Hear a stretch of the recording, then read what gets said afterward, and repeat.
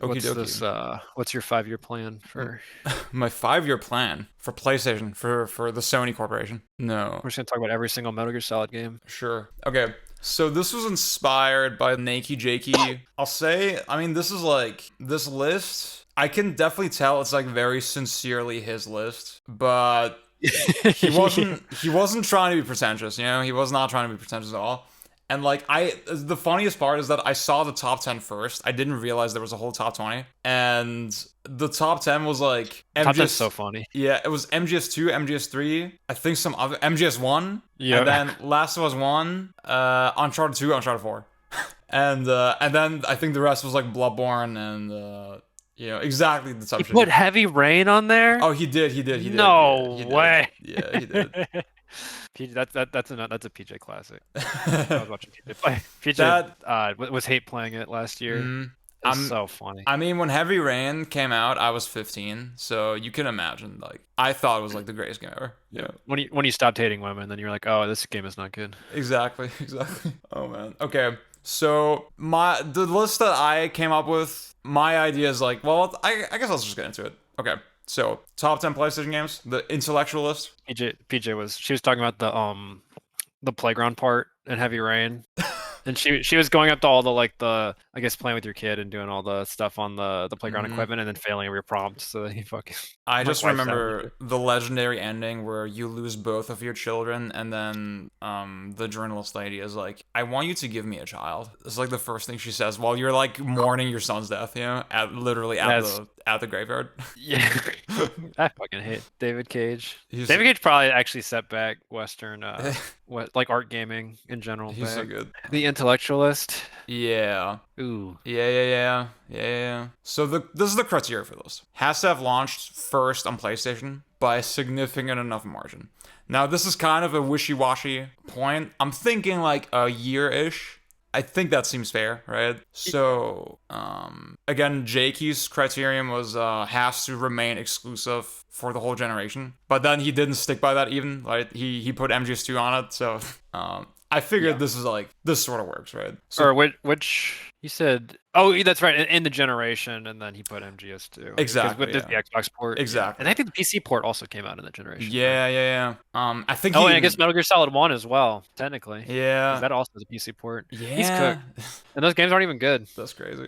They're so cooked. I'm sorry, Virtual Coat. I think he even had the qualifier that like, yeah, Windows is fine, but other consoles not. And it's like that's just so arbitrary. I don't know. That is the most console brain thing. It's like, Yeah. PC's not a platform. There aren't really PC games. Like, it's fucking fake. Yeah. So I think something like THPS3 had like a month between PS2 and GameCube. So I think that's like fair to count as multi-platform. Yeah. Whereas GTA 3, I think the Windows port took like 8 months or something to come out. I think that's fine to consider that a PS2 game, in my opinion. Yeah, and it's sort of the vibe. It's Got sort of yeah.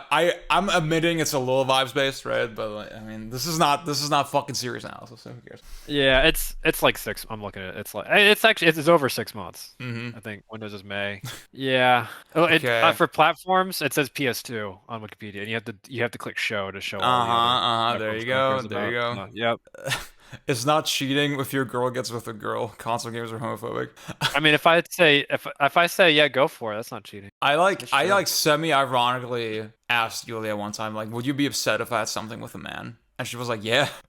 That means that I think Sony during this whole generation has been doing ethical or maybe non-ethical monogamy or non-monogamy. Putting all their shit on. And actually, I'm so mad Returnal's on PC now Mm-hmm. because I can't be like, look, see, there's this one 7 out of 10 that's exclusive.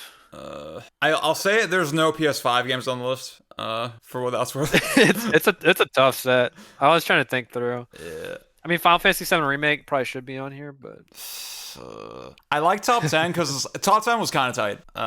I think if I did a top 20, I would fuck around way more. Yeah. This Yeah. forces you to be kind of like specific and kind of harsh. Yeah. So okay, I was trying to like think of it as not strictly my favorites. I think if the list was like straight up just my favorite games, it would be a little different. But this is like, okay, I was trying to represent PlayStation broadly and then just respect the overall craftsmanship, right? There's at least one game where I really didn't play enough of it to really fully judge it, but I feel like, it deserves it. Fuck it. It goes on here. Oh, Rebirth, yeah. Okay.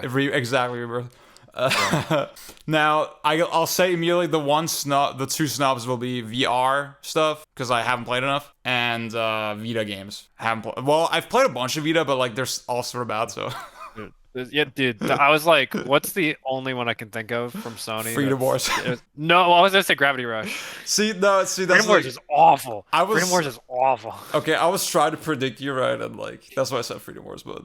Yeah, we'll do the top 10. I'll drop the honorable mentions right before top 1. I'll keep it a little interesting. Okay, then this is the system that I came up with. So, see, now that I have a co-host, I'm going to have 2 co-hosts. I think that's perfect, actually.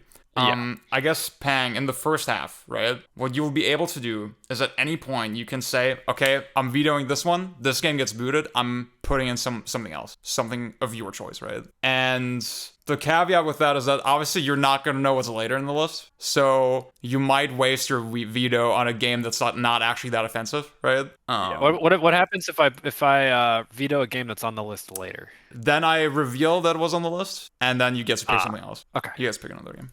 Which is like, see, I think that's like, that's the thing. If you pick something, I think that there's an interesting meta there, right? Because like you probably wanna, either you want to like show my ass and show how predictable I am, right? Or you want to try to think of something first try that's not on the list, so you can keep the surprise, right? Maybe that's the meta game. They're saying in chat that 8 out of 10 games will be handheld. If that happens, I don't have to veto anything because at least one of those is gonna be Monster Hunter. Dude, I mean, low-key, I wish I had a Monster Hunter on here. I think I should. See, okay, I didn't put a Monster Hunter in the honorable mentions. I should have put Portal 3. I feel like that would have been appropriate. Yeah, either that or Freedom Unite. Yeah. And I don't think you haven't played much Freedom Unite, right? No. That is a sicko game. Yeah, I'll say already. Okay, Portal 3 is one honorable mention. That's gonna be it. Well, you could tag it in. You could swap it in if you want.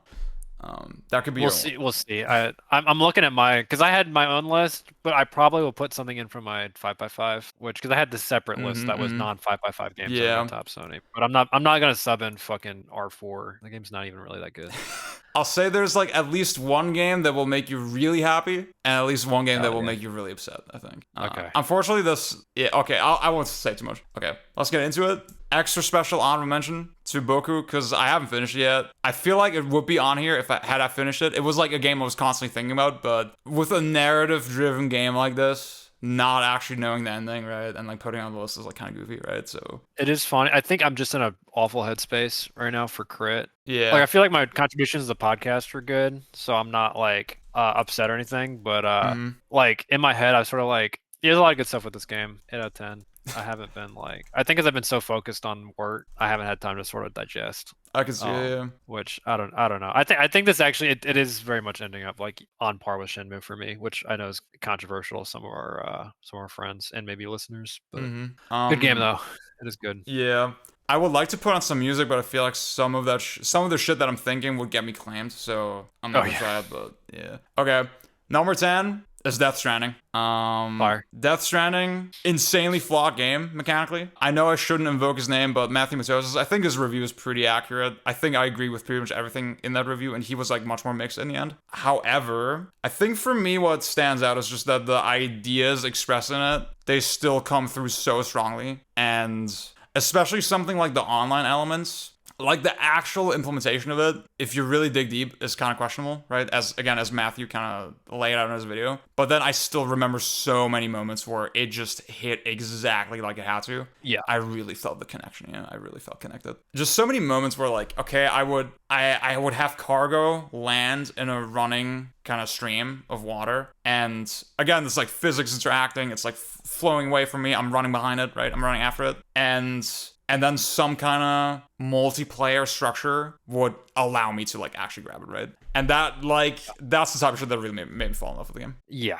I'm so mixed on. I'm not really mixed on this game. Like back when it came out and I was playing it, because I never finished it, I was really in on it. I think in terms of like, especially in terms of AAA open world, I think this is really the only like game we've gotten that is so terrain heavy, Mm-hmm. right? Because I think like people compare it to like Breath of the Wild, and I feel like it's like it is night and day. Like Breath of the Wild is like it's like the same people who are like, oh well, I love Infamous because you can there's a traversal. It's like I mean, and there's a lot of cool traversal in the game, but the actual like climbing buildings and stuff is like, yep, climb the buildings, Yeah. and it's like the systemic version of like the Uncharted or Eco style Oh yeah. climbing, but the way Death Stranding does it is so like unique, and I think like it is mitigated by you just sort of like thinking through the route and like looking in advance and something you can do on the fly in your head. It's not like strenuous, but it's the fact that it's there. I sort of alternate on whether it's like it's maybe not life changing. Margaret Qualley was in this game. What the Oh fuck? yeah. She's. Oh, I love her. Oh my god. Oh, she's so bad. Yeah. It's great, dude. Quentin Tarantino had an insane hit rate, and why am I talking about this in relation to Death Stranding? I don't know. This fucking. With good reason. I feel like all the plot shit in this game, like all the cool shit is backloaded. Princess Peach. So yeah. Yeah. I mean, I totally respected being on here. And I'm glad this is your top Kojima game, and you didn't put any others on here. This makes me so happy. I think it is like an iconic game of the PS4 era. Yeah. I think if I'm gonna pick at least one, I think it's gotta be in there for sure. Oh, Last Guardian is gonna be on this list, isn't it? No spoilers. No spoilers. I can't say either way. That's such an easy veto. Fuck Ueda. Cooked. Okay. All right. Let's get to the next one. I don't want to see. I don't want to react too hard. I don't want to give anything away. Okay. Yeah. So next one, Wipeout. I picked HD Fury. Yep.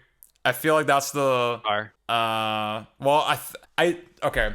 Wipeout is a series that as a kid I play a lot, but like obviously I was a fucking kid, and now I'm like I'm recognizing that it's insanely good, but also I haven't played nearly enough. To my embarrassment. It's the quality is so fucking obvious, right? Yeah. And I think among the Wipeout heads, there was a dramatic shift kind of between the PlayStation 1 era and the PSP and onward kind of era, where they went for a much floatier, well, I don't know if floaty is the right word, but like a much weightier kind of model. And in that space, this game is like incredibly revered. And then also, I think Pulse on the PSP. That's one I played a lot, is good as well. And I should say right now, I had to have at least one Western game on this list. This is the one. Yeah, I think especially recently, I don't want to say there's been like an AGR boom, right? It's more like I think at least people in our spaces, and I've seen it people in like tangential spaces are like I guess just the right videos hit or whatever, and people are sort of talking about like okay, this is a whole set now, like F-Zero, AGR, Wipeout, AGR, and then this is another series like because if I recall, like this game is hard, like HD Fury especially. Like the PSP games are more manageable, and I played on Omega Collection. That was the first time I played these, like back when that hit PS Plus. But it is, I think especially compared to like F-Zero is a little more like traditionally arcadey, right? Like ignoring like the item stuff and the Wipeout games, but like I think like top level of F-Zero play is very much like you go fucking flying off the course and you can do like crazy. It's very much like the physics are at your whim, right? Mm-hmm. And Wipeout feels more like the more traditional, like obviously not grounded, but you're having to think a lot about very particular parts of your roll and pitch and like relation to the ground and like those things exist in F-Zero, but I think like Wipeout is like that's the real expression of those on like a very granular level. Yeah, I have a lot of respect for these games. I can't wait till we do 3 for Sweatland. That's already penciled in for our next score tech. Yeah, because it tied with Sonic Adventure. I was like, fuck it, I'm just gonna go ahead and I'll lock it in, and then we'll do whatever. Just feed the game between those two. Yeah, like I'm excited to. I feel like I should play the PSP one soon. I know I'm on an ARPG kick right now, unfortunately, but I've also been playing a lot of F-Zero X recently. Oh hell, that's so good. That game's so. I actually did not. I feel like I did not realize how good that game was, and playing that a lot has made me like, oh, I think I really want to get into Wipeout as well now. Yeah, I was fucking around with this yesterday actually to be slightly less fraudulent. In this discussion, and I can also verify this game's hard as shit. I was trying to do all elite, all gold, and I think already on like the second or third grid I got kind of walled on one of the races. Is pretty tough. Yeah. Okay. The AGR that JGN mentioned was Kirby Air Riders, which had me laughing. I guess it's true. Like it wasn't ironic. Like there was good like crit after. Yeah. about like I like this drafting, like the way the drafting mechanic is sort of displayed and Oh yeah. contextualized. But it was just so funny. It's like I guess it is an AGR. I never first one's not good. So. Air Riders is gonna do it. Air Riders is gonna do it. It's funny because there's probably like thank God that F-Zero like exists. So there's like a good AGR series that's like Nintendo, so that people have put an inordinate amount of time into it. Because the amount of time people put into Kirby Air Ride is so insane. Like it is a cool game at a high level, but it's like every Nintendo game gets like a retrospective like bump, right? Just because there's so many people who get into them and then break them wide open. It's like it's almost a little unfair to like the Wipeout games, but also like we have Ballistic NG now, so Yeah. obviously there's a community around it. And there's still love for the series. Yeah. Unfortunately, nobody's normal about Nintendo. This is really true. Never, literally never. Okay. I'm sorry. It's MGS2. I had to do it. I hate this game. I had to do So it. fucking I had to do it. Pang, you've written a lot about this game actually. I have. Yeah. I can't wait. I'm prepping my next one, aka I just was on a lark reading Frederick Jameson's Postmodernism, or it's the cultural critique of late capitalism. What is this fucking book called? The cultural logic of late capitalism. And the whole time I'm saying that this is a funny one, especially like reading that because he sort of critiques the term late capitalism and postmodernism as a whole. And it's funny because like I'm a big like don't use the one word when you can use like a proper description, right? Yeah. I think, and it's funny because if you actually like when people say this game is postmodern, it's like it's still not enough to describe what it's doing, but it is like I think it is really like it is crazy. I think what's really underrated with this game, like, and this has always been an element of my crit about this game, is sort of fighting back against like the Jeremy Parish style. Like, 2 is bad because it rips off 1. Because for 1, I know he sort of changed his tune on it because someone said in here that oh no, you said it. Yeah, 2 stocks are up, and like Yeah. Virtual Cup said like 2 is the hot one right now. Like 2, I think the retrospective like analysis is favored 2 overall. I think in our circle, 3 is like slightly down. I think 3 is still very revered overall. Oh, absolutely. Yeah. Like they will both always be like top tier. Like I think we're at the point now where MGS1 is like that. I have grandfathered it into like an 8 out of 10. I have a soft spot for the game. It's not that good. No. Right. The gulf between that and 2 is astounding. Exactly. Yeah. On a system driven level, because the actual core, I don't think this game necessarily goes to the lengths that it should to actually like spool out like the implications of the systems like 3 does. 3 has like some of the best level design ever, like any game. Like front to back, incredible. 2 is a little more. It's still got some of the 1 like kind of set PC stuff, but unlike 1 where the actual stealth is like the little Pac-Man mini game you do in between like the set pieces, like 2 is fucking. It's a real ass stealth game, and oh my god, dog tags in this game is a insane like interesting challenge. I love that just that element that they've never really brought back, right? And I think it helps with how constrained the levels are here, that they have that sort of like really in-depth, like you have to approach all the guards in a different way, you have to approach like the entire game world in a different way. That element of the challenge is so cool. There's the dog tags that you have to get out of the soldiers in the crowd in the projector sequence, that part is insane. I had to individually trank and knock out every single member of the audience, and then while the DARPA chief or whoever, not the DARPA chief, the Marine guy, the guy who's fucking banned, while he looks away, I had to sneak it into the crowd and pull a guy under his podium, and then wake him up and shake him down for the dog tag. That's awesome.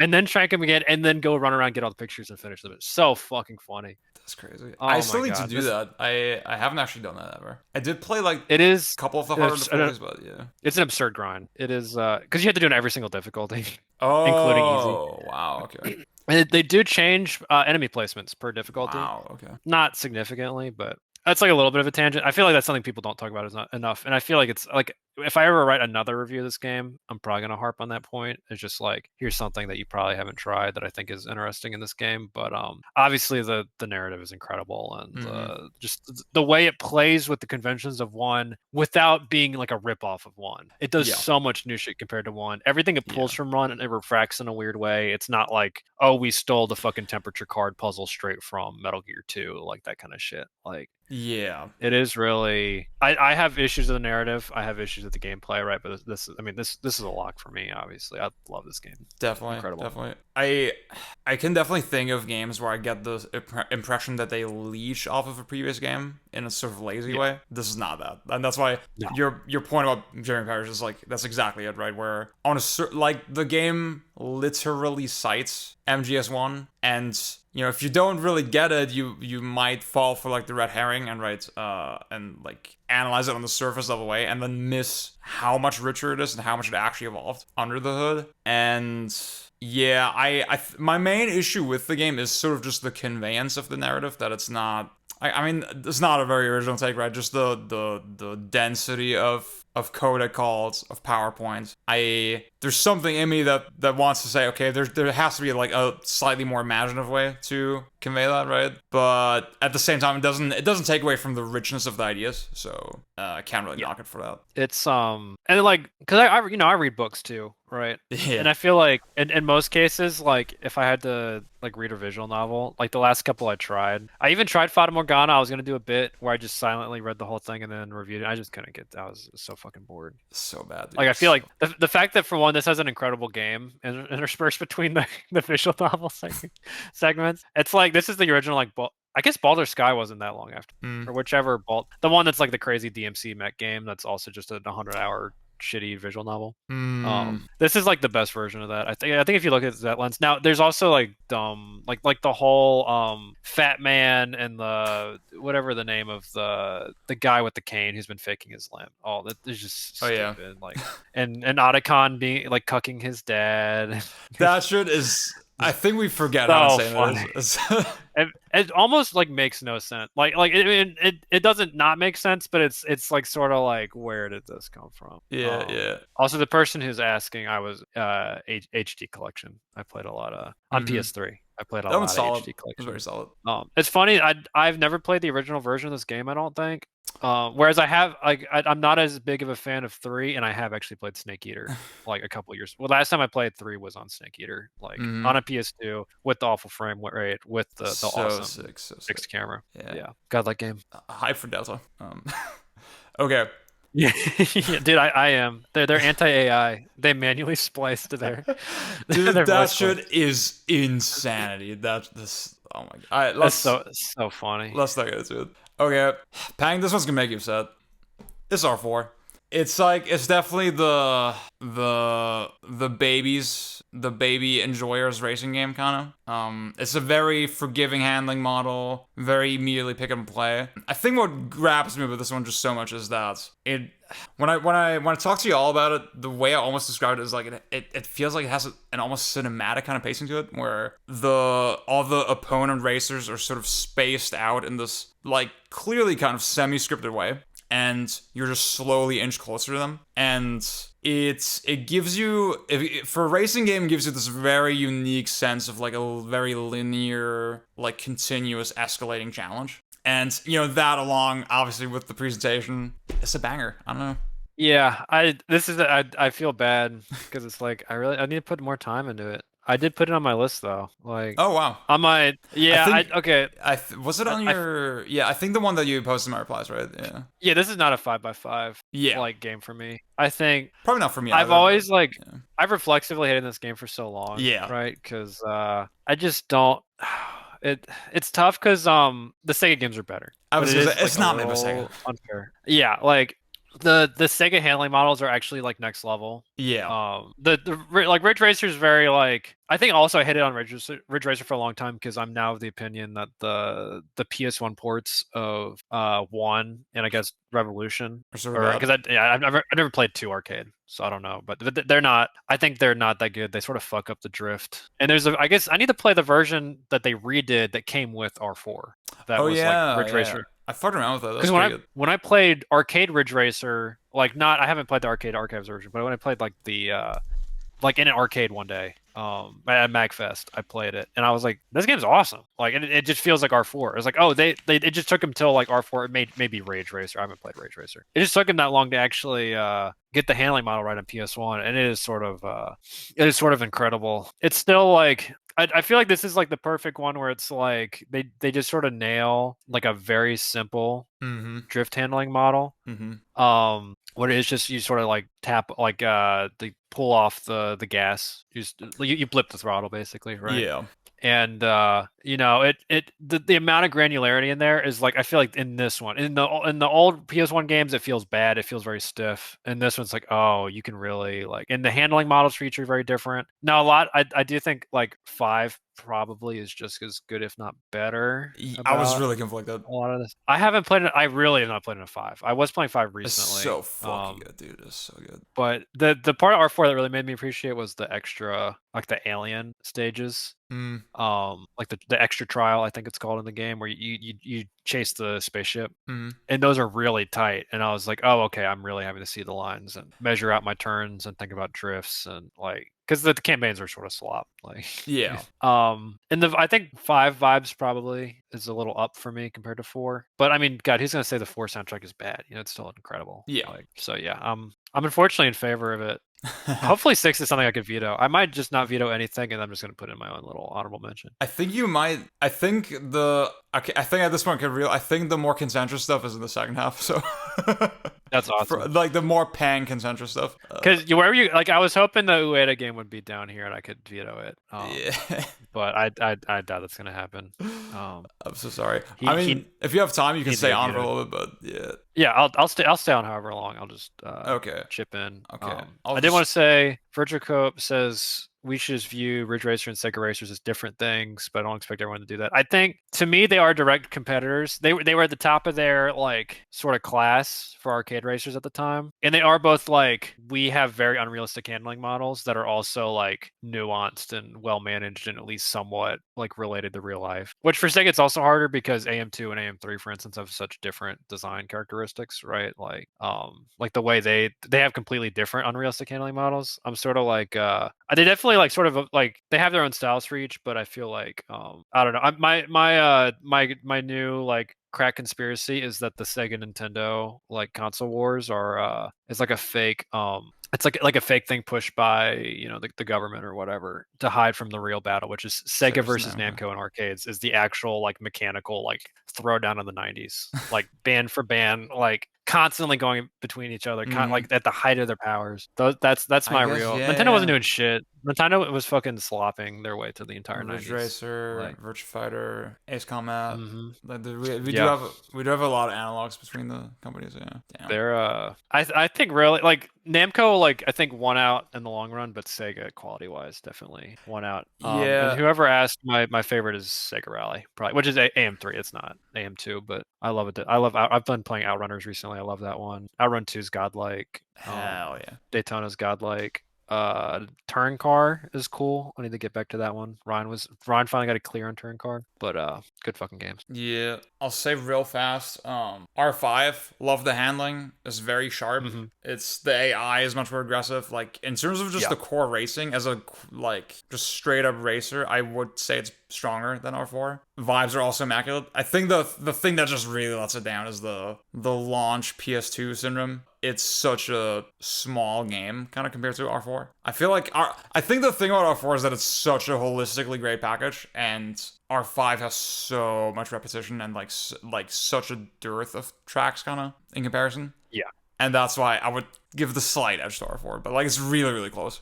Yeah, I will say with 5, I didn't realize that the vibe for that game was like Linkin Park. Yeah. It's so funny, which I sort of love, and it also just like threw me off. Yeah. I just Lord Darius asked about. Yeah, go ahead. Oh, sorry. Yeah, I just love I mean, calling grit is like really overrating it, but like it is. That's like exactly the word I was thinking though. It's PS2 the video game, It's like okay, like Y2K cityscapes, like sort of grayish skies, like that. It's just so sick. It's so my aesthetic. It's so awesome. So I think the next one you also won't have any contention with is Katamari.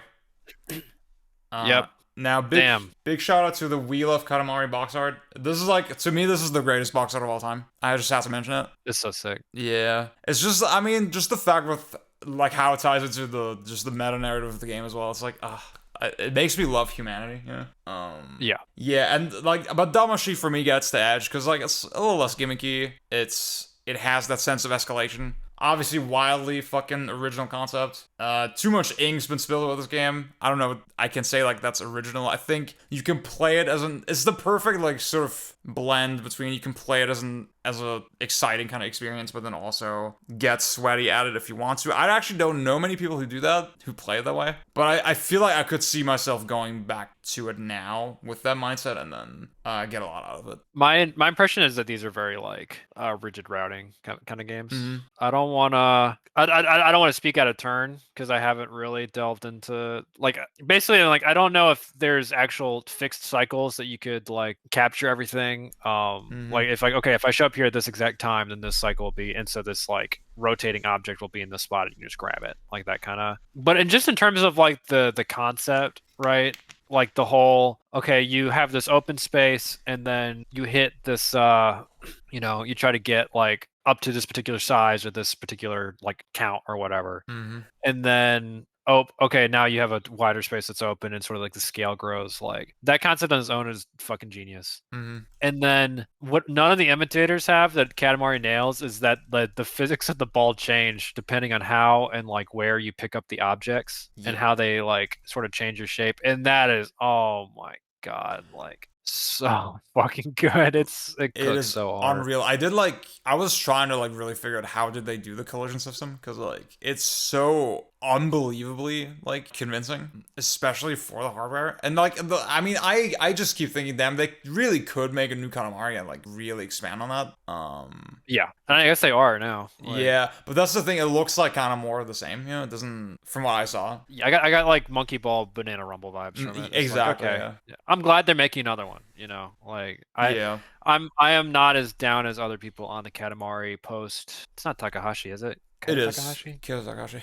Nice. Yeah. I'm not as down on those games because also like a lot of those people were like they're all the now production people, like the Namco side jobbers who made like the Klonoa GBA games and the Munchables and worked on this game because obviously like he was just some random dude. Like he was Oh yeah. like yeah. Takahashi's like not he wasn't like a long-term game dev guy. So I mean obviously he is now, like he keeps making games. But like I like those games are fun. I bet the new one but there is like a sort of special especially between these two where the first one like has this like sense like the campaign grows over time and then like the scale gets bigger and it's like one of the best like I think escalation examples in my opinion, right? Yes. If you had to look at how to conduct escalation, and I love that we love Katamari even though it like took some time to grow on me by comparison, throws that the fuck out the window. Exactly. It's just it's like okay, well we're probably only gonna do one more of these and then either Takahashi they don't want to do anymore. He probably already I don't know if he wanted to do We Love Katamari to be honest. But he is like okay, well we're just gonna shove in every single random idea we think of, and it honestly is I think the better for it. I know some people prefer the second one. I'm a Damacy like shooter, right? Yeah. Same. I'm always gonna prefer the first, but these two are like I feel like if you're into like give me arcade style game that is not like one of the big six genres, right? This is like an essential. You got to play this game, and it's just fun on a casual level. It's so good on a casual level. I know Bjorn is like low key beautiful Katamari enjoyer. Fire. I'm still trying to investigate that. I feel like that game might be low key good. I need to play it because I played some of the shit that's in Forever. The temperature stuff in that game seems sort of sick, where you have to balance the temperature of the Katamari across all these different items you pick up, and they'll have like ice cubes and then like fire and then like all like that seems like a cool gimmick. But yeah, I don't know. I have a feeling I'll play like I liked the PSP one, and the PSP one is like very flawed. But some people were like, "This is the worst game I've ever played," and for me that was like, yeah, for Katamari and PSP it could be worse. So I imagine I would like I'll like Beautiful when I get around to it. I think the enlightened pick for this one would have been Nobi Nobi Boy as a PlayStation game. But I'm not that woke, unfortunately. And that was like a you had to be there game, right? Yeah, that's the thing. If you like play it now for like a little bit, you automatically just unlock the ending. And I think I think the ending didn't get unlocked until like 2017 or something. It was kind of crazy. 2,489 days after release of the game. That's crazy, actually. It is a really good game. Like I did play it when the PS3 was kind of hot still. I really like that one. You heard it here first. Next year, I think is going to be my 7th gen year. Oh I'm so hell fucking yeah, tired of playing hell 90s fucking games. yes, dude. I'm playing Crackdown. I'm playing all these. I want to play Child of Eden Fuck and yes, dude. Tokyo Jungle. All these random fucking PS3 and 360 games. Fucking Probably Armored Core 4 and 4 Answer. yes, dude. The Um. brown era is back. Oh my Oh god. yes. I need to Piss filter piss gen. revisionism. Like, I'm so ready for it, dude. Yakuza Piss Dead gen. Souls is like low key good. Okay, it's good that you say it on so far, Pang, because like it might be your time. The next one Oh, is The Last Guardian. Do you want to veto this shit. the? Fuck this You want to game. use it for this one? Yeah, who gives a fuck? Do Okay. you want to do your? I don't want to take. I know you have a spiel that you probably want to do. I haven't Um. played this game, so I can't like hate on it. I don't like Ueda's other two games. Ye- Um, yeah. Well, I think you're over exaggerating how much you don't like them. I am. I think Eco's gotten to the point where I dislike it on like a critical level. Mm-hmm. It's like a whatever game, but the fact that it's like this is like a masterpiece of the medium, I'm like, good God. Yeah. Like, he like did not go far enough. Like the stupid fucking combat and like sub Zelda level puzzles. Design And, by subtraction. he should have subtracted like 90% of that game. It should have been a walking sim. You If like it was a Monster walking sim, Hunter. I'd probably give it like an 8 out of 10. You like Monster Hunter. Monster Hunter has a fucking that has combat that has good combat. Honestly, That has, like- it's not that much better than Eco. Also, we've already established you've played more Monster Hunter than I have in the last I year. have. Oh my god, it's so embarrassing. Oh my You're god. cooked. Yeah, Now, I'm let's cooked. ignore the fact that I've played like 30 hours of PSO over the last like couple weeks, which is real. And I even rated it up from like a 5 out of 10 to like an 8 out of 10. I just like I ironically like this game now. Like it's not even a joke. Evan, that's crazy. He said if I could veto multiple games, I would have vetoed almost all of these. That's insane. um, Okay, Evan, I started to light you up, but we're not about to put all 3 Ratchet games, all 3 Jet games, all 3 Sonic games, all 3 Crash games, all 3 Yulia, what's Spyro up? games. Okay, This is a no Scrimble list. before we swap in whatever Pang chooses, I'll see now you can like think about it. Well maybe it's Portal 3. Yeah. We'll see. I'll say just real Nah, quick. I think I know. Portal 3 now would be nasty. Like that would be. I think just for the pettiness, you could do it. Like if it was Shadow of the Colossus, that would actually be that because I think this is part of the Silent Hill podcast that got cut. But I had a line during that where I said that Shadow of the Colossus is a game for people who when you play Monster Hunter, they wish you would catch Plesioth with the frog and the fight would just end. What I want to say. so. God, what do I say about this game that's like not insanely generic? I think. Just this, I think Eco is a good comparison point, right? Eco is not on the list, I can reveal that. The way I sort of see it is that Eco is a game about altruism, right? It's not really about a relationship. It's about your capacity to support this person who like clearly needs you more than you need her to some extent. And just testing your capacity to do that and to see sort of the value in that. The Last Guardian is more about codependency and about how each sort of party in this relationship can like they require vastly different things, they have vastly different needs, and they're like literally not eye to eye, right? And I think the way they did it so convincingly through behaviors and through AI with like a creature that genuinely comes across as so lifelike and so I genuinely got the sense that like I was performing certain actions to somehow reach an understanding with this creature. And again, the way, like, even just this idea of, like, I jump in place to like, suggest to it to jump. Like, you can tell that's not a complicated sort of behavior tree, right? But the fact that the game is willing to make you go through that and, like, be so opaque in how it conveys it, and that is what makes it so convincing. I think that is still to this day extremely special. It's not like some systems driven fucking masterpiece, but then even if you look at like more adversarial situations in the game, right, where you're fighting enemies and you have sort of this chaos of the boy having to like bump into enemies and like Trico just doing whatever the fuck he wants. I genuinely felt a bond with this creature that I can't really imagine how any other game would like do it. So yeah, incredibly special game to me. I've only played. See, I also extra cherish it because like it was the first, like the only Ueda game so far that I was able to like play completely like unspoiled, right? Because I played on release, and I didn't have this sort of set expectation for it that I did with Shadow or Eco, which not to take away from those games, right? But that did feel very special to me, and that's sort of a personal bias thing that I'm adding onto it. But still, I think in the PS4 kind of era, this has to be in the conversation for sure. I think. Oh yeah, sorry. Pang, I was just gonna respond to your chat message. I know Hot Pocket, for example, like he connected with this one way fucking harder. Yeah, I've been doing my bit up to now. I think and even the thing that Evan sort of put in the chat, the player control reliance on scripted bits. Really, the thing that interests me about Last Guardian is that it seems like the least gamey of his 3 games. Like, I think that's I accurate. think I think that's accurate. I think the gaminess of especially Eco and really Shadow of the Colossus too. I think Shadow of Colossus is so self-defeating with its like what I really don't like about Shadow of the Colossus is because like someone was like it's like each one is a whole Zelda dungeon. I'm like, I mean that says so much, right? Yeah. And really it's like they're so slight by comparison. It's having each one boil down to you do the one, you figure out the puzzle, and then you do it, and then the little hit zone, like the weak point, pops up, and then you hit it over and over again. And then sometimes you need to do it twice in a row, but you just do the same thing over again. Like it's so like it is unironically like if you had Shadow Colossus on here, I actually would like just fucking nuke it and put Portable Third because it's literally every single Monster Hunter game is better than Shadow of the Colossus at getting across like the reality of the situation and the reality of the things that you fight, right? And that's not a fucking joke. Shadow Colossus is so embarrassingly trite about it, in my opinion. I really don't like. But Last Guardian seems like he actually gets to a point where Trico has sort of a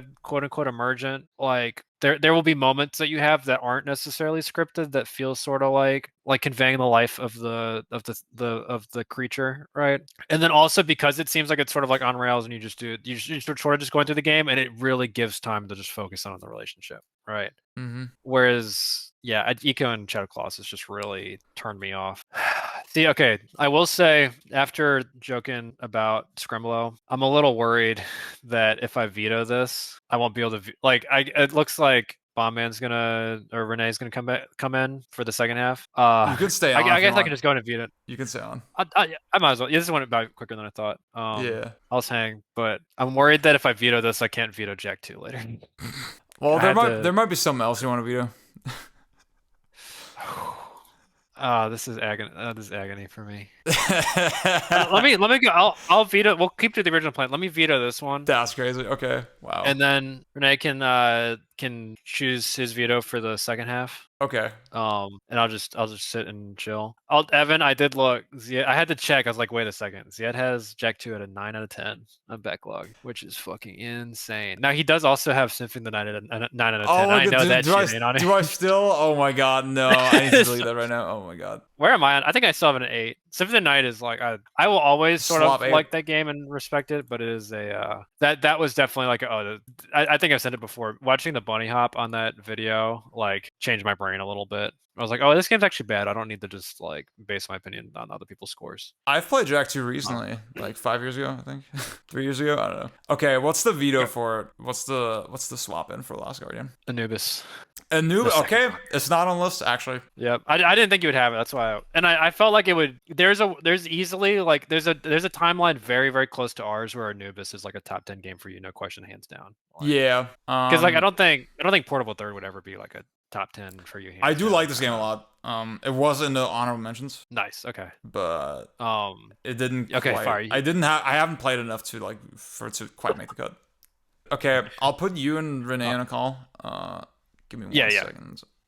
Okay. What's good? What's up, man? Yes, sir. Yeah, boost you a bit. Okay, have you played Anubis? Have you played Second Runner? No, I actually hate video games, so it's funny that I am allowed to be here. You're a casual gamer. That's okay. I'm here to represent the casuals and the normies and the people with very bad taste. See, I mean, this is a Kojima-esque game. You're a Kojima head. As in, yeah. Oh, that makes it interesting. Don't tell me this. It's Murata. It's he like barely had anything to do with it. So I like Kojima games a lot because they remind me of movies. So that's something I can relate to. Like true. Watching a good movie. Well, I don't know if you relate to watching a good movie, but like you're definitely watching a movie. Well, let's get into the next one. This one will make you happy, Pang. It's Lumines. I figured you would have this one, so I didn't need to veto it in. Yeah.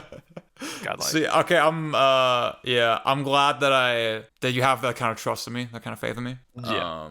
Yeah, I don't know what to say. I mean, brilliant fucking game. I'm a little bad at it. I can clear it. That's the one flaw that I always say with this game is like it should not loop. It should just end at the final thing, the final skin. And they did do that in remastered. Also, I'm colorblind. That's the second flaw with this game.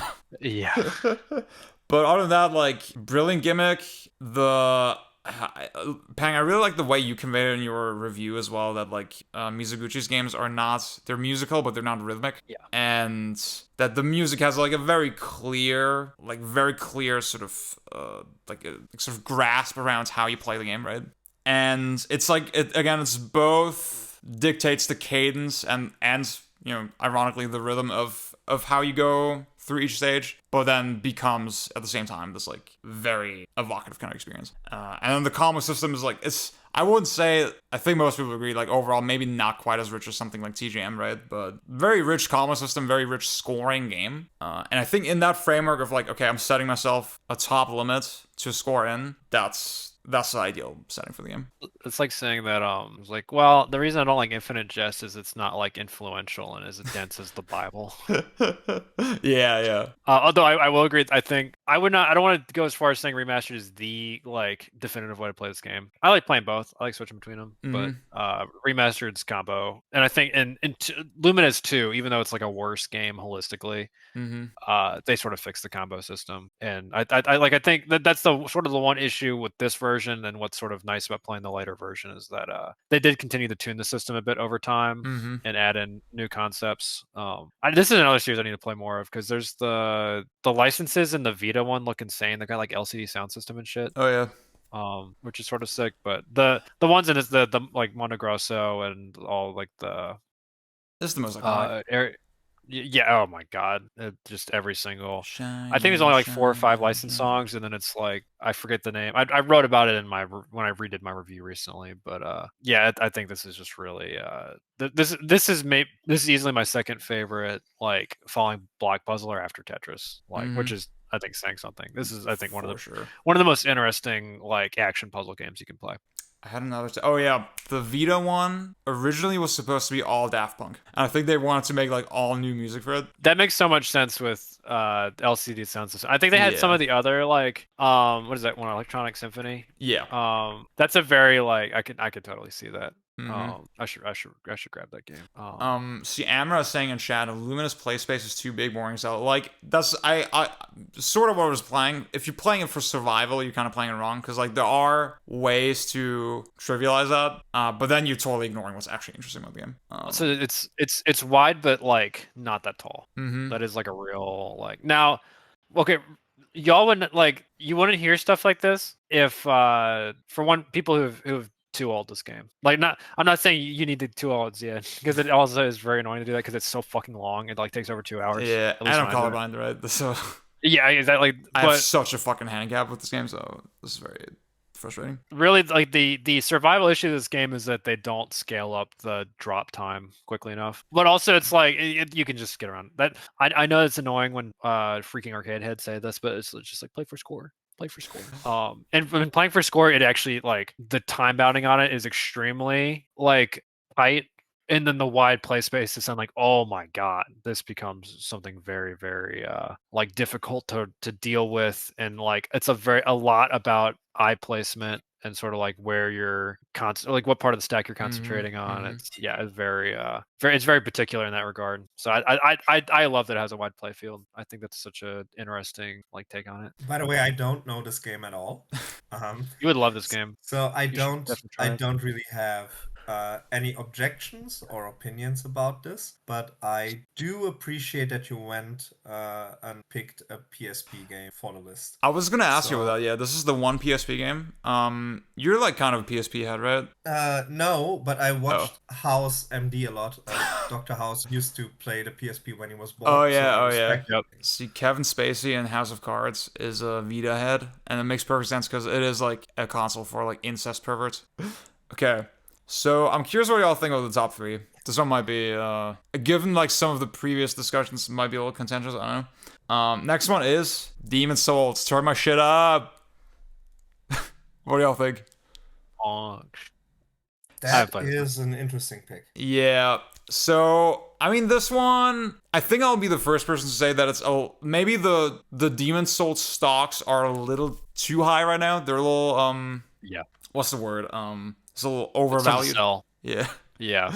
There's a bubble. There's a Demon Souls It's a bubble. It's a little bit of a bubble. Like fucking old hero, boring. What other? The fucking Phalanx, lame, right? There's a lot of like weird lame. The fucking Leechmonger boss. There's a lot of lame bosses in this game, and the thing that people always guess is like, oh, the bosses were so creative. Every boss was like a unique gimmick. See, to some extent that is true, but then this game definitely has its misses, right? But god damn it, I have to just I think holistically yes it's flawed, but just the wild amount of experimentation in this game and absolute disregard for templates while also having like a shocking amount of polish in just the right places. I know when this game first had sort of its hype phase before it came to the West, I remember reading about it, and what really grabbed me was the very like physicality of it, the physicality of the combat, the way you would, if you block an attack, you get put into this heavy block stun, and you really feel the fucking armor. The fact that especially a game by From Software, right, which is not, to this point, not like known to make games about physical interaction in this like super polished way, right? The fact that they would commit to that, and then on top of having all these really weird experimental systems from an outsider director, right, who joined the industry very late. Obviously iconic and very influential for a reason. In my opinion, has to be on here at some point. Okay, so I'm interested in something. Mm-hmm. And there's no doubt this game is influential, but there's also like a common theme with your list. Like, because I think like there were some entries where you picked like the spicy Zia choice instead of the choice that someone who wants to make a more agreeable, like more boring list would have. I want to push back on that. I think every single game that I've picked is like, I think this game is actually like good and like probably better than a lot of the comparison points. I think this is the one where I'm like a little shakier on as far as comparison points. Like I would pick Dark Souls over this, but then Dark Souls is multi-platform, so. Yeah, but why didn't you pick Bloodborne over this? Honestly, I think Bloodborne is, for me, a little too streamlined. Okay. A little too unfocused. I think, like, as a thematic thing, I think Bloodborne is very rich. I do think it like seizes on a lot of stuff that is very interesting. But like as an overall like action RPG game in that kind of format, I think they kind of pivoted too hard to action, and in a lot of instances you are playing like dodge roll stop, right? Which in Demon Souls I think was much less true. So I think genuinely Demon Souls is a better game in my opinion. So yeah, what I was hinting at is that I think most people deciding in between Demon Souls and Bloodborne, if they wanted to make this like, your top 10 counter list best PlayStation games, they would have rather picked Bloodborne. Yeah. But this is a pick that has a very you reasoning about it. And I think it's the same with like picking Last Guardian over Shadow of the Colossus, for example, or picking I mean, this is so I need to clarify, like this is not a one game per series type list, right? Yeah. Anything could still happen. Right, I think so. There's 3 Kojima games on here now, so obviously that's been broke. Yeah, exactly. Shattered and destroyed. I didn't pick necessarily any game over any other game, right? Bloodborne could still be on the list. Ew. That would be an awful top 3. It could still be on the list. We haven't had a Kamiya game yet, so I'm kind of awaiting what you will. There's only 2 Kamiya games on PlayStation. There's Resident Evil 2. Resident Evil's not making it. I mean, I sort of thought DMC, but I was like, you're probably gonna put DMC 4. I know you're not doing one per. It actually would be insane if your top 2 were DMC and DMC 4. That would be very funny. DMC 4 was on 360 day 1. Oh, that's right. Yeah. Yep, you're right. So yeah, maybe DMC is on. I don't know. I mean, that's an agreeable choice from my perspective. To me, Demon Souls is a fine pick for the list. It's historic. It has significance. A good pick. I think there is little to be salty about here. Mm-hmm. Yeah. I give it a thumbs up. Thank you. Okay. Yeah, John is Um, saying in chat, anecdotal, but Demon Souls is the only Souls game where I've relied on every system. I remember this too in a lot of my playthroughs, a lot of my characters that I would try to make these sort of jack of all trades. Like, oh, I'm gonna make a knight, but I'm gonna have like some protection spells. And I think I mean, like a function of that was like, okay, when I first played it, the systems were like completely new, right? And I didn't really know whether to min-max, how exactly that works. But then the fact that the game accommodates all that stuff so only, that's still very unique. And again, I feel like that is something that the series kind of, like those systems are still kind of there, but again, it's much more dodge roll slop these days, in terms of like the challenges that you encounter. So I feel this is like I've tried a bunch of games in the series. This is like the one I haven't, other than DS2. I feel like the thing that seems interesting to me about this game is that because it's not trying to be an action game, and I'm not really that big into these games as action games. The fact that it's sort of just like this weird like level based like evocative world ARPG evolution of their older ideas is like I think that aspect is because there's sort of less I feel like the discourse, I'm not saying the discourse like influences yeah, I think this is sort of like I would prefer this over Bloodborne. Having played Bloodborne and not really being that into it. Maybe you can still veto Bloodborne. Ew, if that's on here. Well, I already vetoed last party. Yeah, no, yeah, you can't. I'm gonna make Renee is not gonna veto it. So I'm just here to ask the casual questions. So I'm representing a very specific type of gamer that usually doesn't care about these top 10 lists at all. You could veto Demon Souls for Bloodborne if you want, but I think you're gonna get some pushback. No, I'm not. I'm not wasting it because I told you it's a fine pick. Okay. Nice. I wanted to hear your reasoning. I wanted to share concerns, but Okay. also I'm not going to sit here and pretend like the fighting systems in the video game meta in one game is superior to the other. I don't care about it. Yeah. So, also, I have the growing feeling that you put some very outrageous bullshit at number one.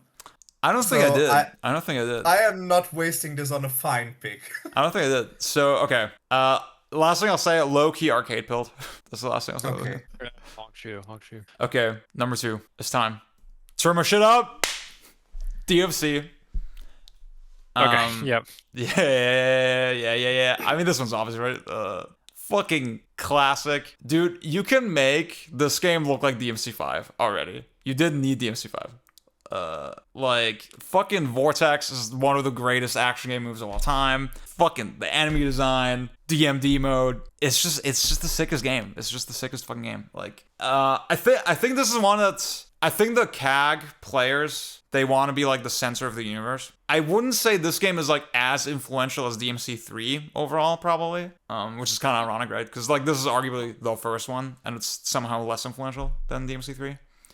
Yes and no. I think there's a weird era of CAGs that are definitely like, oh my god, DMC1 is the greatest game ever made. I think DMC3 like long term has been like the exactly, yeah. But also DMC3 was influenced by DMC1 because it was a different team. Yeah, it's sort of. It's very interesting. But yeah. I think Hot Pocket up.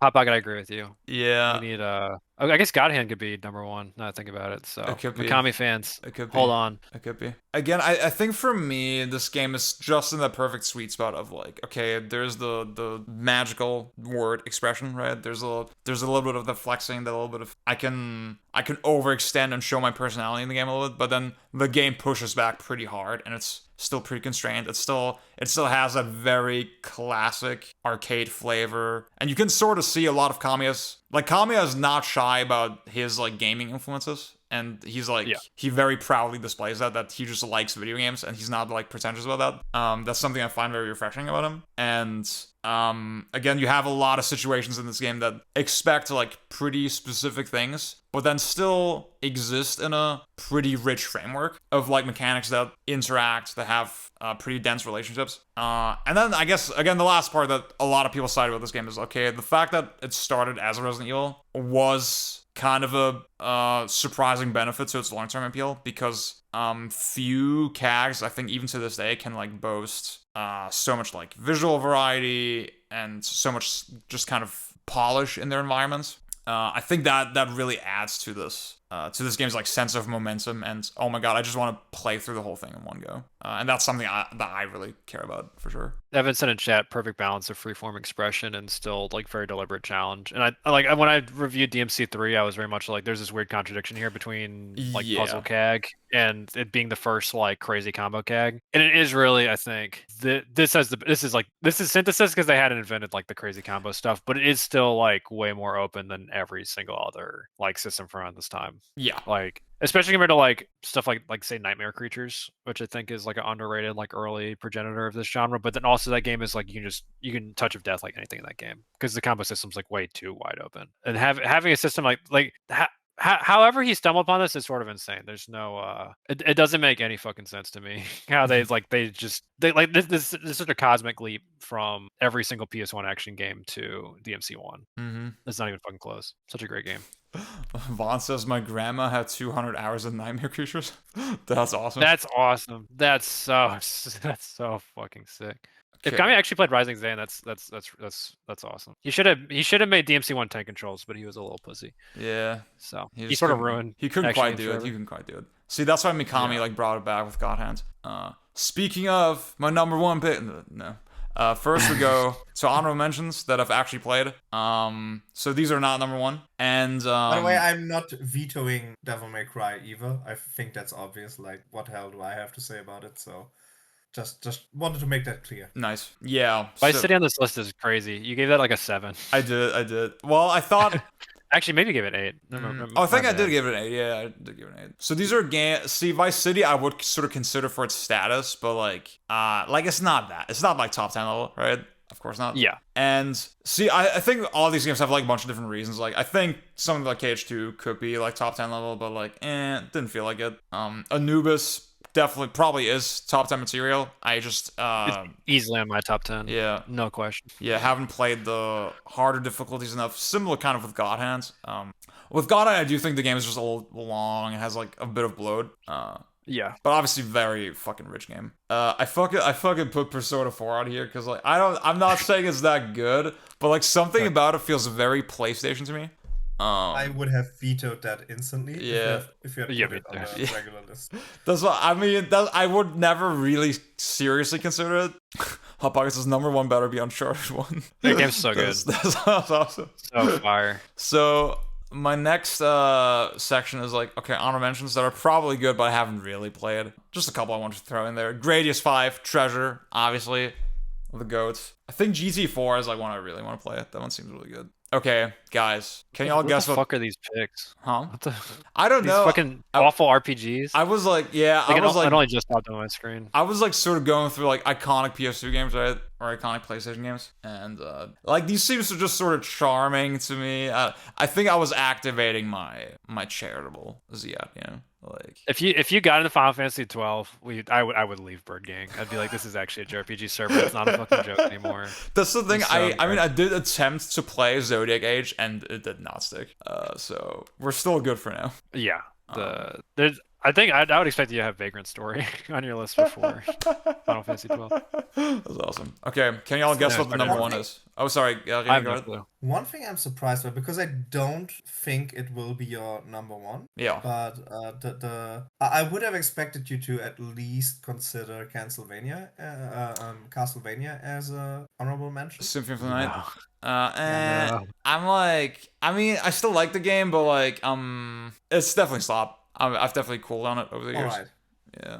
But it is like one of the most classic like PS1 games. Like when I think PS1, I think Symphony of the Night. For sure. Yeah. But in a bad way. And they're like, oh yeah, I guess this is. He's gonna put Journey at number one. I like Journey a lot, actually. I like Journey. I should have put that on honorable mentions. I forgot. Okay. I have no clue what number one is. Really? I will know when you show it. I'm sure, but I have no idea either so far. Turn my shit up. I'm sorry. I have to do it.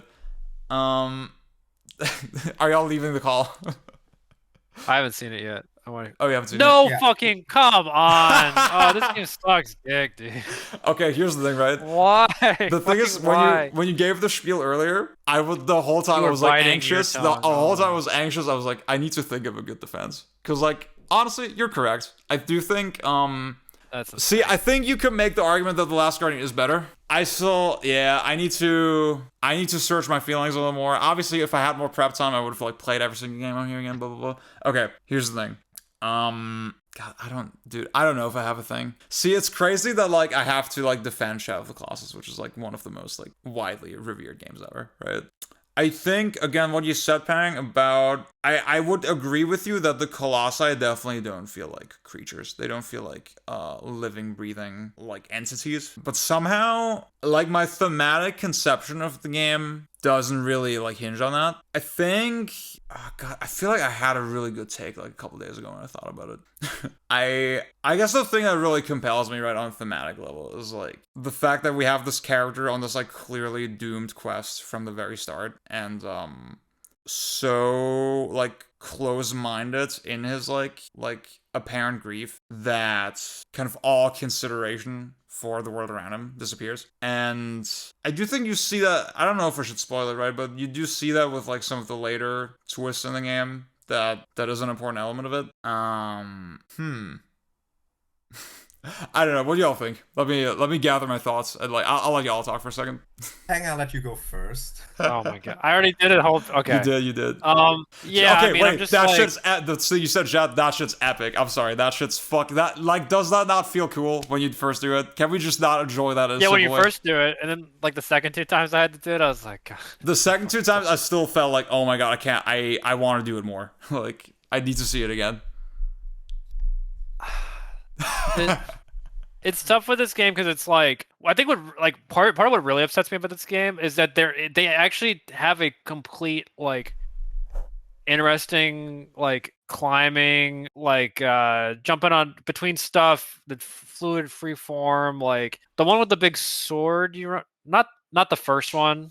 I think like it's the like third one where it's just maybe fourth, like where it's just the same thing where you like you bait it.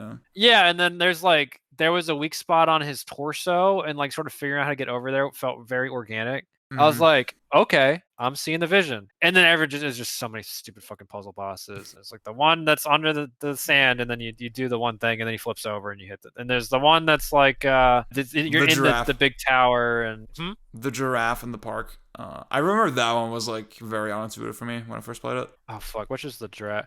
I played like 3 searches for you or something.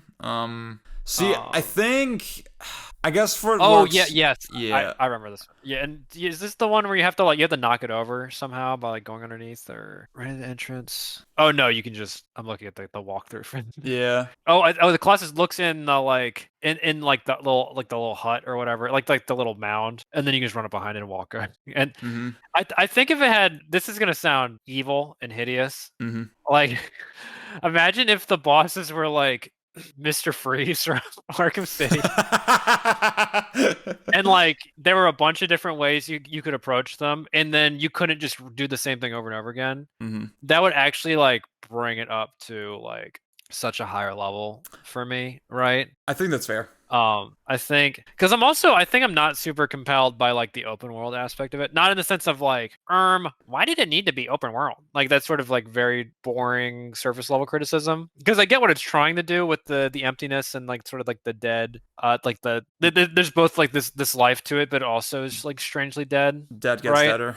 Yeah, and sort of like it's so like limitless yet bounded in very obvious ways that make you feel like you're trapped in the open world, right? That is very unique to the game, but it's also not like the part of it. I almost wish it was freeform because there's very little like if there's like I think another version of this is where it's freeform and you actually sort of like envelop yourself in the quote unquote adventure of it, because you can still keep that deadness, but then you're sort of like stumbling along upon these colossi, right, and seeing how they fit into the world instead of being just like dragged around by the ear to each of the colossi, right?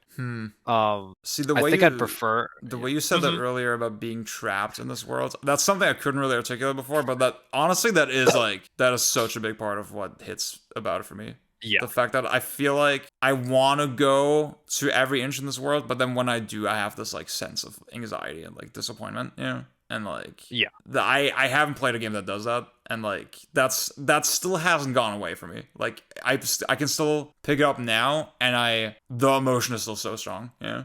Yeah. I feel like it's tough because like this is like a weird comparison, but like if I had a like, I mean, easily in my top 10 also is Ace Combat 3, right? Mm-hmm. And I feel like that you could. I was rereading John's review recently. I actually think John makes a super convincing argument for the game, like sort of like the one I'm making for Shadow Colossus here right now, where like I understand what the game's doing, and part of it hits, but it just sort of doesn't hit holistically for me. And John has sort of the same like on Ace Combat 3, where a lot of it is like sort of like the dead, like it exemplifies like the sort of deadness of the world when you're actually in the missions and everything. It's just so like quiet and there's so little chatter and everyone's so like laconic, right? When you're talking to them in the little VN sections and like I think there has to be sort of a perfect storm for it to hit, but then also like for me on a game level, it does like stick the landing, right? I think Ace Combat 3 has a lot like much more interesting. Now they also had 3 games to iterate on it, so obviously that is a boon in their direction. For this, it's like I feel like they almost like felt like they had to do like I almost maybe the one positive thing about Shadow of the Colossus, and it's not really like entirely its influence or like what didn't like invent this, right? But I do think it's good that push out of the Colossus is that you can do this game without having to make the boss fights. You know, like I feel like for them to make this game, they felt like they had to make the boss fight, and I think for me it brings the game down. And obviously, there's plenty of games beforehand that were like what is interesting in this era is that Ueda like brought forward like the PS1 experimental games, like throw money at the wall and see what sticks kind of game design. He sort of brought it forward, and I don't think he even was like really the most successful at it either, but he at least was the one who like brought it forward on good sized budgets and made it so popular, and probably has influenced a lot of people who managed to make these kinds of games or these kinds of evocative worlds without having to succumb to we made this a game, right? But it does for me, like for this particular game in a vacuum, hurt it that they bothered to make it like a game, even though I get what it's doing and I can feel what it's doing in specific instances. It's like, well, why did you fucking so much of this feels like it's directly inhibitive to the experience that I feel like is poking through, but it never quite escapes the cage, right? It's strange. And Hot Pocket, I saw you just say this. The whole exactly what I said earlier is like the reason TLG interests me at all, even though I'm really down on Ueda's 2 other games, is that it seems like the least gamey. Like it seems like the most committed to the bit, quote unquote. It's okay. See, Amr says it's the distance of killing the bosses. It's not even the distance of killing the bosses. It's the dissonance of like seeing the bosses be bosses, like and be so like weak and sort of like trite, right? That really undersells the whole thing. Like actually killing them, and it's like there's this nothingness to it, right? And you just end up back, and it's that endless cycle. That is not an issue for me. But actually, the fucking like just the way they try to establish the scale, and then it's just so fake, and like they obviously want you to feel the scale, but then when you actually do it, it feels so like floaty and weightless and adrift. There's no like it does to me. Like now, I also played on PS2. I should have played on PS3, where staying on the monsters is harder. That's actually the definitive way to play this game. But actually, I'm just gonna fucking drop the word. It feels frictionless. Damn! Oh, he did it. Oh shit! Oh shit! There we go. Shit. I danced around the point for too long. I'm just gonna fucking say it. It's frictionless. Maybe you do need to play on PS3. Yeah, that's how I originally played this game. I'm glad I went back to PS2 because I love the low frame rate. This is one of the obviously all-time best bad frame rate games. See, I think you make a lot of great points. I can't really disagree. Like there's the ceiling is still up there kind of. I think. So, oh yeah, okay, go ahead. I have thoughts on this as well. Yeah. I think this is the pick where I joined, where I have the most thoughts on. So I was giving you shit for putting The Last Guardian over here, over Shadow of the Colossus. Now it makes sense because it's number 1, obviously. So I think it was a bold move to put these 2 games in a very, very, very, how do you say? Like you don't have much room for a top 10 of every PlayStation game ever. Yeah. Even with your restrictions and your metrics, this was like, now Pang kicked out The Last Guardian, which now makes me a little bit more amicable with your number 1 choice. Yeah, exactly.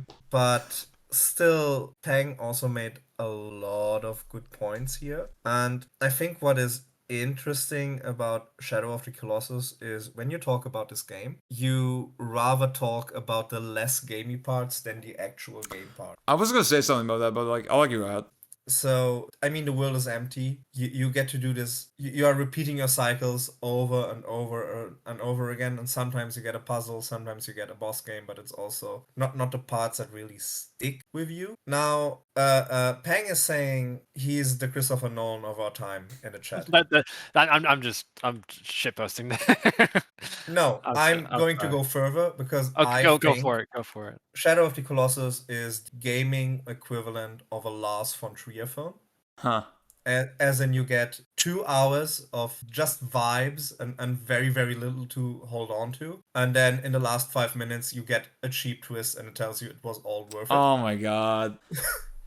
So I'll say I need to say I've always hated the word manipulative. I don't like. What does that mean? What does manipulative mean? I didn't say manipulative. Yeah, you did say it. I'm just responding to the chat. Like I've always hated that. So now, sometimes the formula works, sometimes the formula doesn't. I think Shadow of the Colossus is a case where the formula rather works because it is art. Like this is the game you point to in every art video games art discussion. So it obviously has merit, it obviously has thought, and it is a commentary that you are going through these empty worlds, and it also makes you think, wait, I am the one going on these huge voyages just to kill someone, and no one is really harming me or threatening me or keeping me from just enjoying this beautiful world. So that's your big giveaway there for the twist at the end. But Ziad, I think I will have to veto this one. Give me one more paragraph, sure, and then we can think about it again. The thing about this one that I want to say is I mean, with everything that we've established now, I think the elephant. I don't know if the elephant in the room is the right word for it, but the Colossus in the room. The Colossus in the room. The thing about it that maybe is like kind of obvious and like maybe you would neglect to mention because it's so obvious, but like I guess I'll say it, right. The fact that they did really go through the efforts of trying to get this like the struggle across in a systemic way, right? To have this physics system and this collision system undergirding the whole thing, and that they really, like, as gamey as the bosses are, I think you can't fault the game for like just the fact that it tries so many different scenarios. That again, that universal system, the way that Wander kind of walks and interacts with sort of undulating surfaces that he's on, right? They test that out in so many different scenarios. And to me, I do still think there's a freshness in that. And I think that, again, it does congeal with the overall like goal of the game in a meaningful way. Yeah, that's the thing. Like I was saying earlier, like sort of facetiously, I don't mind like hopping on the fucking flying thing like 3 times. To me, that feels sick every single time, right? I can't really cite another game where, and again, Pang was saying to him it felt sort of weightless and floaty and frictionless, right? I think part of me can sort of see why if you're like analyzing it from the, okay, am I being challenged kind of perspective? In terms of like, okay, I'm experiencing this like unique physical reality. I find that very convincing, right? And I haven't seen another game really do it. And Death Stranding. Well, honestly, Death Stranding clears this game. I don't know. I think Death Stranding at least makes you engage with it way more. It's a valid comparison. I don't think the BTs in Death Stranding are as cool as the Colossi and Shadow Colossus. No, I think that's like one of the failings of that, because those are even more, I think, quote unquote manipulative in terms of like, okay, we put a freaky late epic horror sequence, but that game is actually like, that game's an interesting kind of frictionless, because it's in a lot of those instances it's so like they very obviously want you to feel away, but they won't just let you like engage with it normally because they don't want you to die, right? Like it's the classic horror thing is like, we can't let you die or else it won't be scary. So it becomes very obvious to anyone with like genre knowledge that like how just sort of easy it is, and you're literally sort of like walking around the BTs. It's like like haunted house style. I mean, I was like actively seeking out the BT fights at one point. I was like, yeah, I'll like throw 20 piss grenades at you. That's fine. Yeah. Like, but for this game, I guess what I meant is like the physical reality of like moving in the world in Death Stranding is a constant, and obviously they let you subvert it as well. Yeah. For Shadow Colossus, I feel like there's so many fights where they don't really engage with it is really Zelda puzzly. And then like, and especially the ones where it's like the monsters, like it rolls over on the ground, and then you just crawl up. Like it's real easy to get to the weak point. It's almost like they forget part of the conceit. Like the further you go on, they stop having like this the quote unquote second half of the fights where you're crawling around on the Colossus. Like it feels like it feels like the further the game went on, and I'm not saying this about the last like maybe 3 or 4 fights, the ones I didn't do. He didn't even finish. No, I didn't, because I was like, this game's fucking boring. I don't like playing this game. Can y'all take this guy seriously? Yeah. Yes. I take you seriously. I can take me seriously. I take you seriously. Oh, thank you. That's very kind. It felt like the further I went in, like the more they not only like de-escalated the climbing around on the Colossi and having to think about how the Colossi is constructed, but they sort of like it just wasn't there. Like it was like, okay, it rolled over, and now you can beeline it to the weak point. And maybe I think hard for the most part doesn't change the weak points either. Like it maybe changes a couple, but it's not substantial. It's like y'all are missing such a prime opportunity here. Yeah, I guess maybe the last thing I'll say on this is that I do feel even the smaller scale bosses, there's like at least 2 that are sort of 4-legged and they will like run at you, and you kind of have to like knock them on their belly, or on their back I should say, and then attack the belly. Like even the fact that is represented in this physical way, right? That I'm climbing on this tiny creature, and like it's now something like there's moments where it's scared of the fire, and again it's like sort of rotating in strange ways, and the fact I have such a little space to crawl around on, even that's like an interesting take on the concept to me, right? I don't know, personally I didn't get tired of it. I still don't get tired of it. For me, I think the most significant thing I can say is that like this game was like thoroughly fucking spoiled for me, right? I totally knew what the point of it was when I went in, right? And when I first played it, it left me kind of cold, actually. And then somehow, over the years, the more I played it, I've played it through like 4 times, I think. And every single time it hit harder. And I can't really give you an intellectual reason why. I think just something about the vision and like the emotion just became clearer and clearer the more I played it, and more sort of enveloping. And I'll say more than anything, I'm glad that we talked about it for this long, because I feel like I honestly, I'm more confident now why I like it than before. There's one more thing I would like to add. Yeah. Once when I was being a guest on your stream, you asked me which would be the movie I would recommend to you. Yeah. And I think after the conversations we've had today, the movie I would recommend to you is Adam Sandler's Reign Over Me. Which is a movie about, it's not your typical Adam Sandler movie, it's a movie about grief, and it's basically Adam Sandler dealing with the trauma of 9/11, and one way of coping it is by playing Shadow of the Colossus, where he has to go out and, have the towers collapse in front of him. Then he has to do it again and again, and everything is like very miserable and such. So I just want what I want to say is that Shadow of the Colossus, great piece of art. It became even better art by adding Adam Sandler into the mix, and that's everything you need to know. I think that's fair. I guess what I'm curious, René, do you still want to veto the game? Yeah. Okay. Well, I think I have grounds of vetoing after this discussion, just to make the list a little bit more spicy. That's crazy. Okay, what do you want to put in? Okay, so to make you perfectly aware, and I'm not going to do this, that you just handed me a golden ticket to put Apocalypse on one. Yeah, Bruce Willis Apocalypse. That's been a bit of a long-running meme. I think that bit is dead by now. I don't want to continue this. That's too cheap. Yeah. And also, like, if you start asking me questions about that pick, I really give you like an argument on why I think it is deserving at least of consideration. So I am picking something else instead, and it's something that is a very, very personal choice that you would never pick. No, don't do it. Well, okay. And I think no one else would ever pick. But I checked, and it is a PS2 exclusive. So I want to replace this with WWE SmackDown. Oh my fucking god, kill yourself! Ah! Is this which one is this? That's the one with Brock Lesnar on the cover. That's what number? Which the one is it? last one they dropped before we get to SmackDown versus Here Comes the Pain. Yeah, Here Comes the Pain. Okay.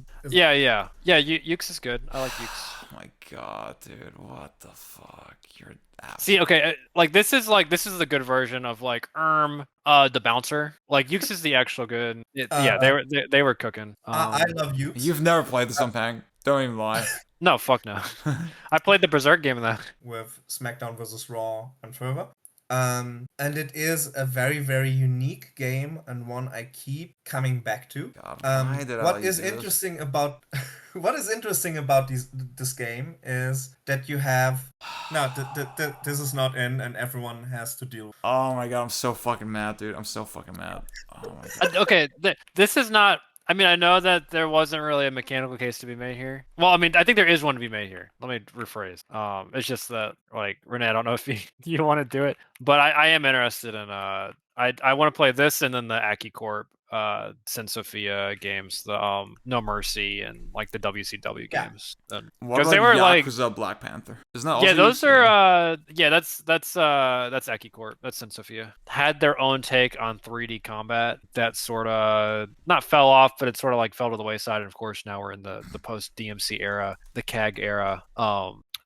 So I'm curious to play some of those games eventually. I just haven't gone around to it. So I just want to say there is an obvious stank on this game, and it's a fact. It's a wrestling game. Like there's no talking around it. Like I am aware enough for this.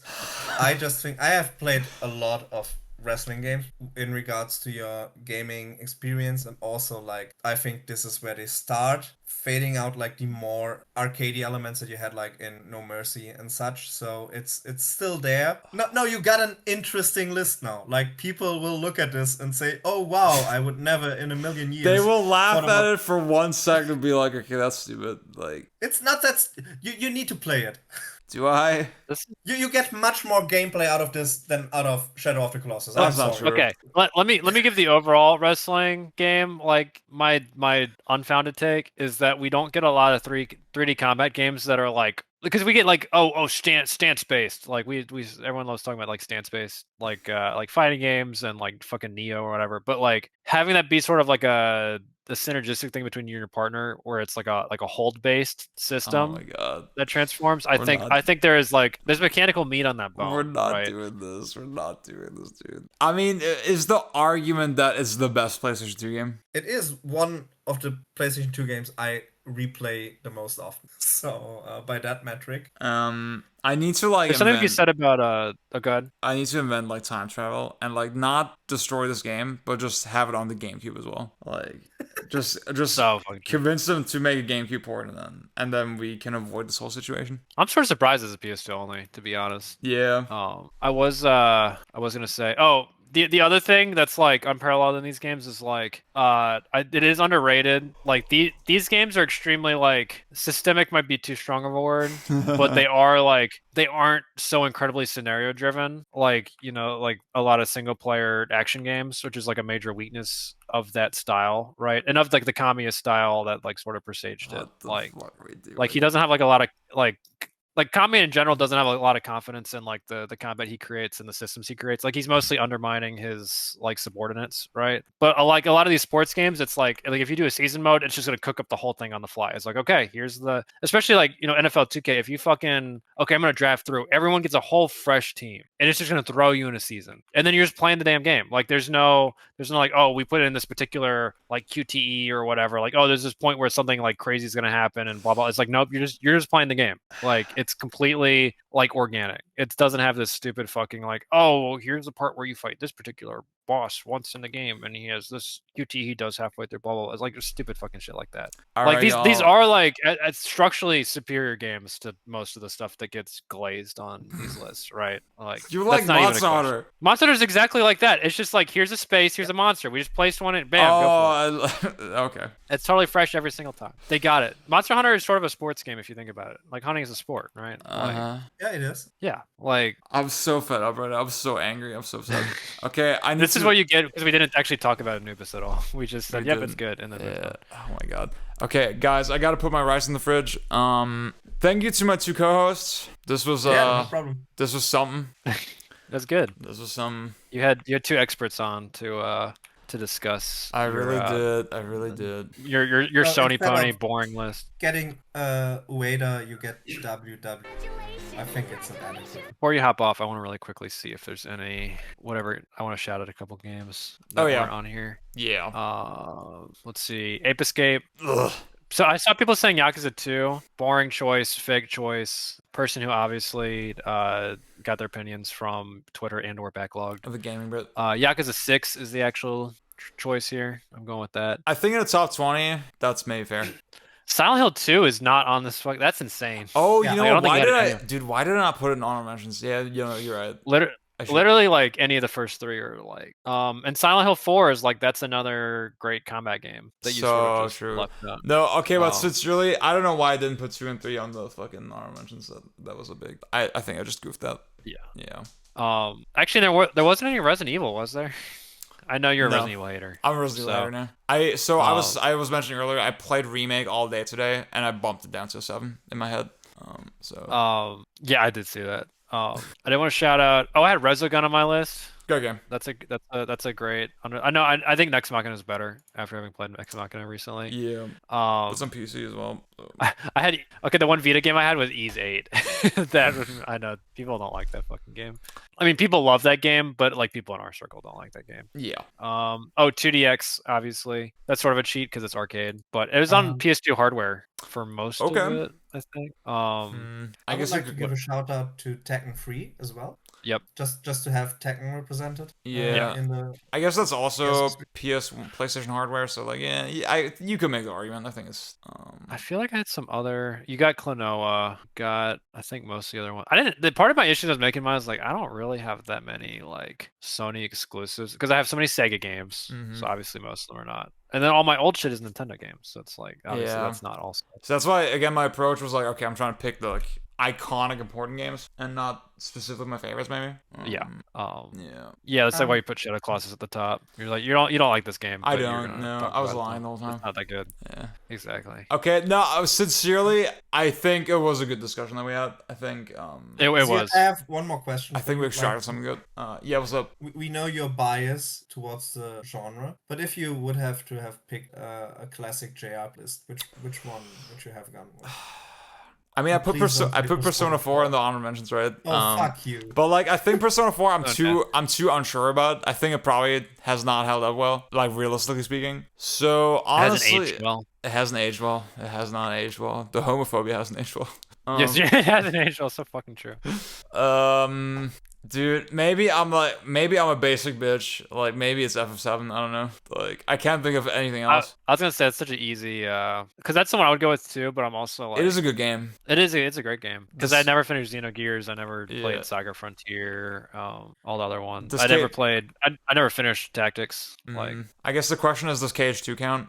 Personally, probably not. I filed that as an action game, so I can't believe you should have Birth by Sleep on here. I think it's so fire. True. So that's a JRPG. That's a real JRPG. That is a real JRPG. That's probably the deepest JRPG like ever made. The only issue with that one putting it on a PlayStation list is that they like at the exact same time cooked way harder when they put out Twowie. So true. Which is basically just the same game except better. That is except actually good. Except actually. Yeah, I think my list is not bad. I think my list was not that offensive. Like a 7 out of 10 list. Thank you. Yeah. I invite you all to make your own. I'm gonna post this and then everybody can post their own list. Yeah, I think this could be a whole thing. Okay, thank you all again. Peace out. See you then. Bye.